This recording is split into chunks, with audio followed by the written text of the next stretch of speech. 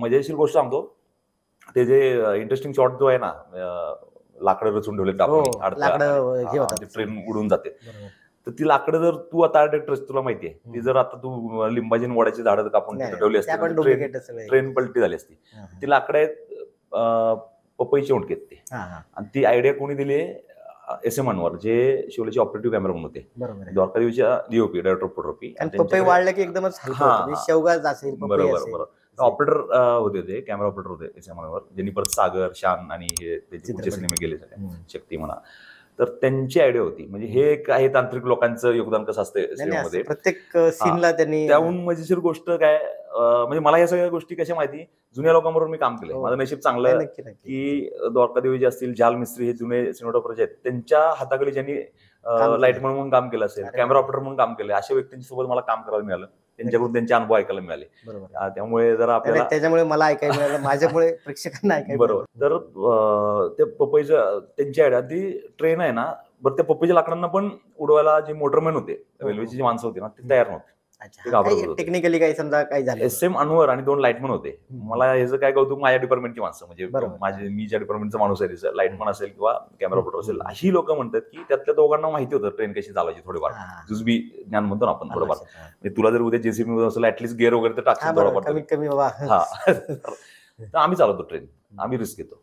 हे वेळ आहे सिनेमाचा. बरोबर आहे. हे कोणी लोक तयार होत नाहीत. म्हणजे आता असे जे एनर्जी असतात ना, अशीच लोक या क्षेत्रात येतात आणि सक्सेसफुल पण होतात, यशस्वी पण होतात. म्हणजे आपण आपल्या कामात तर आपण घेतोच मेहनत रे, पण शोलेचं ते एक वैशिष्ट्य आहे. अशी माणसं पण त्या टीम मिळाली त्या सिनेमाला. हे शूटिंग सर किती, म्हणजे शोले हा पिक्चरचं चित्रीकरण किती दिवस चाललं होतं नक्की, काय मला एक्झॅक्ट नाही सांगता येणार, बरंच, पण 1-2 वर्षांचा काळ आहे. बरोबर आहे. 2 वर्ष लागले त्याच्या मेकिंगलाच काहीतरी. ते करून नंतर मग तो रिलीज. म्हणजे एखादं शेड्यूल असायचं, 3-3 महिने ते सगळं युनिट तिकडे असायचं. म्हणजे बेंगलोर मध्ये शहरात राहायचे लोक, ऍक्टर्स वगैरे सगळे, रोजचं अपडाऊन तिथून परत 40-50 किलोमीटर. त्यावेळी जे वितरण, म्हणजे जाहिरातीचा पाठ, म्हणजे पोस्टर लागायचे गावात किंवा माईक वरती सगळे सांगायचे, अनाउन्सिंग करायचे दवंडी दिल्यासारखं, टुरिंग टॉकीज यायचे.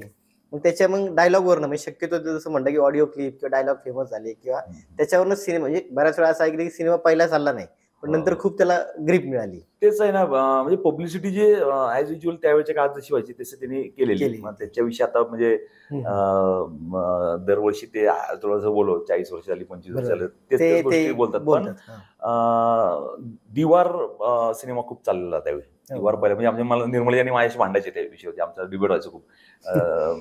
हमारी दिवार तुम्हारी शोले, शोले का चालला नाही तुझा, इतका पिक्चर होता तर सुरुवातीला. नंतरचं ठीक आहे, पण दिवारचा इव्हन फिल्मफेअर त्या वर्षी बघशील ना, सगळे फिल्मफेअर महत्वाचे खात्यांचे डिपार्टमेंटचे ते दिवारला गेले. शोलेला फक्त एकच आहे एडिटिंगचा, बेस्ट एडिटिंग, ते आपले MS शिंदे, मराठी माणूसच.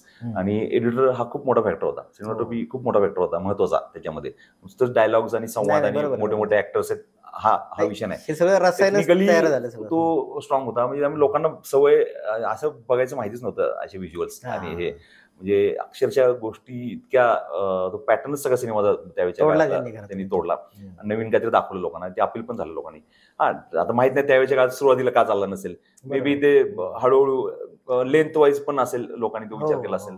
आणि मग त्याची मजा काय आहे, ज्यांनी बघितलंय ते सांगत गेले, मग ते वाढत गेल्या गोष्ट. नो डाऊट धर्मेंद्र वगैरे यांचं बोलाय पण होतंच, पण शोलेची वैशिष्ट्य लोक जास्त सांगायला लागले.